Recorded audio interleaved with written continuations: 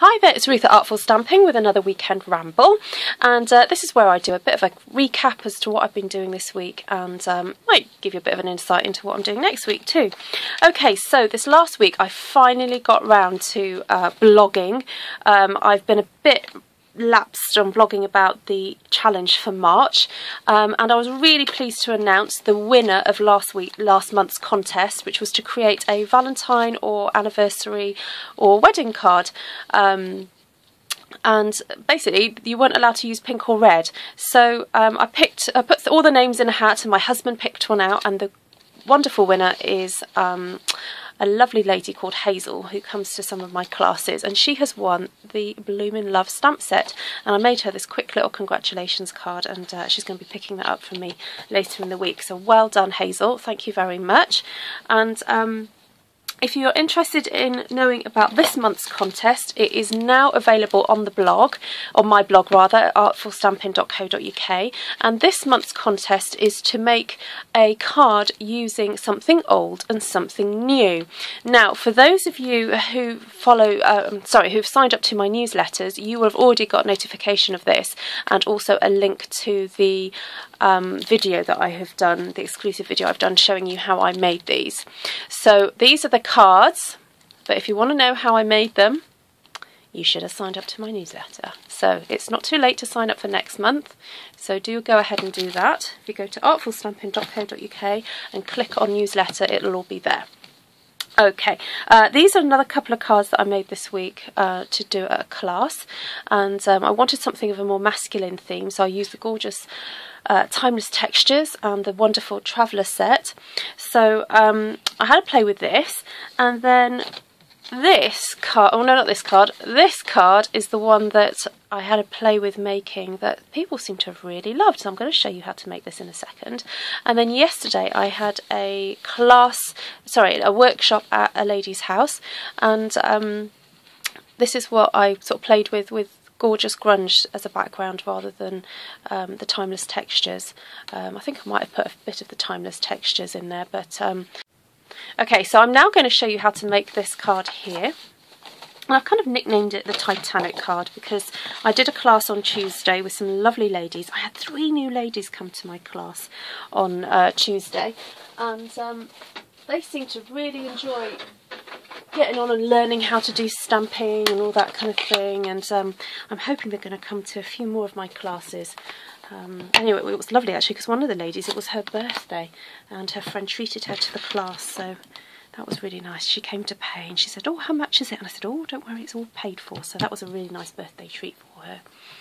Right, so we're using the ship stamp from the Traveller stamp set.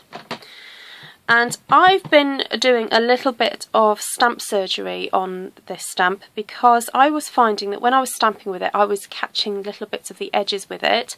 So I've actually trimmed a little bit of the rubber off. Now, when you do this, you have to do it very carefully with very sharp scissors, and I use the Stampin' Up snips to do that.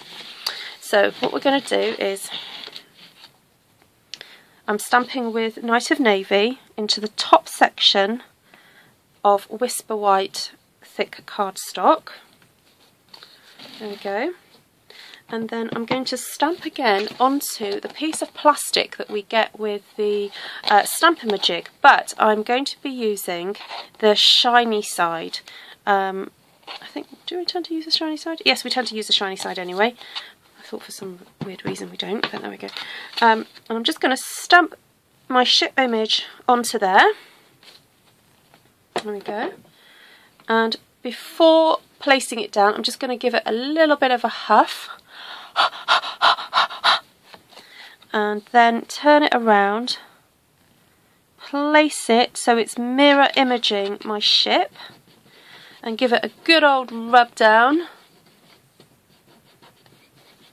There we go. Ooh, I think I shifted it then, but there we go. There's the ship in reverse. Not in reverse, in reflection.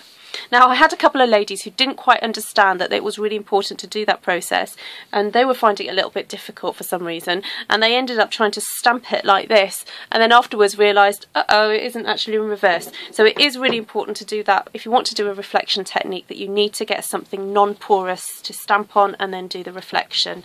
You can use any piece of thick plastic. That's all good.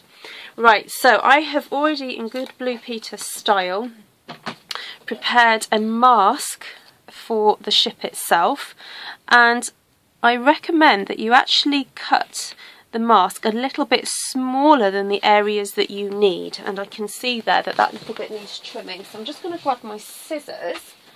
And now the reason why I cut it a little, or I suggest you cut it a little bit smaller, is because when you push the stamp down onto there, it doesn't stamp right next to where you've cut. So I'm just going to trim a little slither off these funnels, not tunnels, and then place it back down. And then when you're making your mask, I don't cut around all this masked area and the smoke. I just leave those because it's actually quite nice to have that in the background. Okay, and then just pop the mask on. There we go, like that. I'm going to get rid of that bit there. There we go. Right.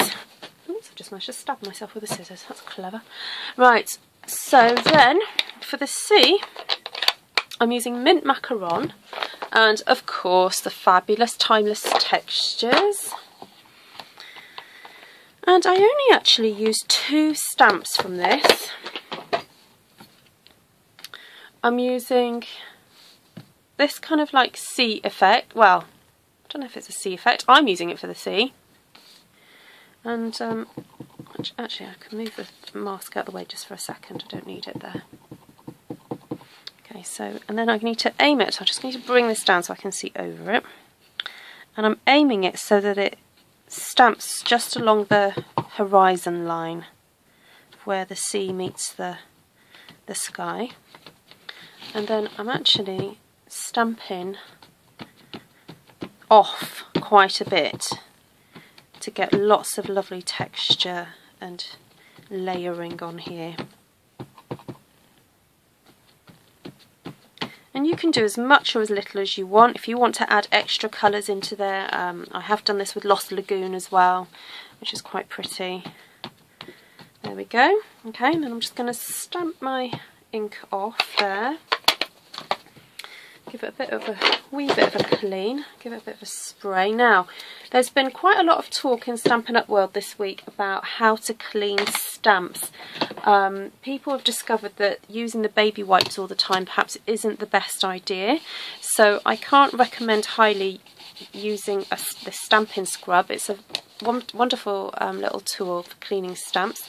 And you spray on some of the cleaner, and then you have a wet side and then you have a dry side to dry it off. Now mine does need a little bit of a wash, so I have to check that it's clean by just stamping on the side there. Okay, so I'm just going to bring in some Hello Honey to create a little bit of the sunset, and this time I've turned my stamp around so the more dense part of the design is at the bottom now. And I'm stamping from the bottom and making my way up to the ship this time, because I don't want it to be really yellowy right by the ship. Okay, that'll do, I think. Right, and then for the sky, I'm using Pool Party. And this stamp here. And this time I'm going to turn it around so the thick part there meets the horizon there. Oh, forgot to mask. Pop the mask on. That was close, wasn't it? Well, this design went down really well on Tuesday with my ladies. I don't think they realised how simple and effective it was to do something like this.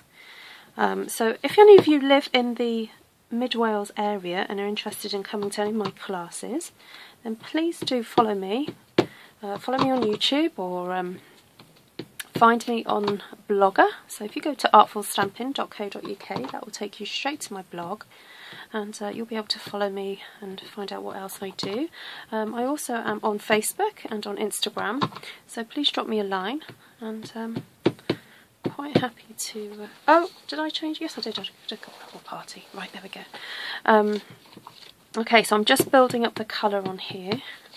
I'm doing a little bit into the skyline. Now it's really important you kind of move the stamp around, because as you can see you sometimes get these lines appearing, but actually don't stress about it too much, because I think it just adds to the sort of very painterly effect that you get, almost a bit like a Turner painting really. Right, I'm just going to cheat and clean that off like that. What have I got here? Hello, what's this? Hello Honey. Okay, so this time I'm putting the thicker edge at the top, and I'm working my way down the card to mirror this bit here. Or rather, the C is a reflection of that one actually. Okay, and try and bring it down a little bit. There we go. Okay. And then just to make the sky a little bit darker, I've got some delightful Dijon here. I'm just going to add just to the top there, like that. And then I've got some Tip Top Taupe. I actually think I used crumb cake on this one, but I can't find it, so I'm going to use Tip Top Taupe, which is fine. Give this a bit of a clean off. And just go round the edges with a Tip Top Taupe to create a kind of, I don't know, make it focus I guess on the central image. I think putting any edging on a card just helps you to focus on the central part. This does take quite a bit of stamping, so there we go. And if I would take that off. Now, this always tends to happen where the mask has been, sometimes it misses in between.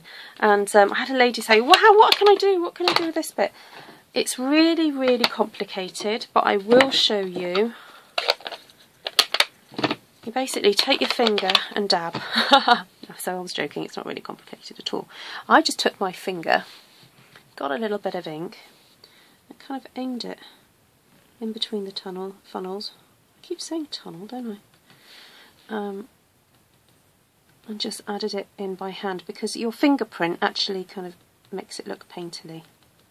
Okay, now I've just finished this, so the ink hasn't really had time to dry and to set. It will change, so just give it some time, and it will settle down, and it will end up looking like this. You can see it looks quite dark at the moment, but it will settle down and look like that. Anyway, thank you for joining me this week for my weekend ramble, and I will put up on YouTube the video of how to make the paper flowers. I've already filmed it, it's already there on YouTube. I just need to press, hit the button and set it to go. Anyway, thank you for joining me again. Do follow me if you haven't before. Hit the subscribe button, and I'll see you all again soon. Thank you. Bye.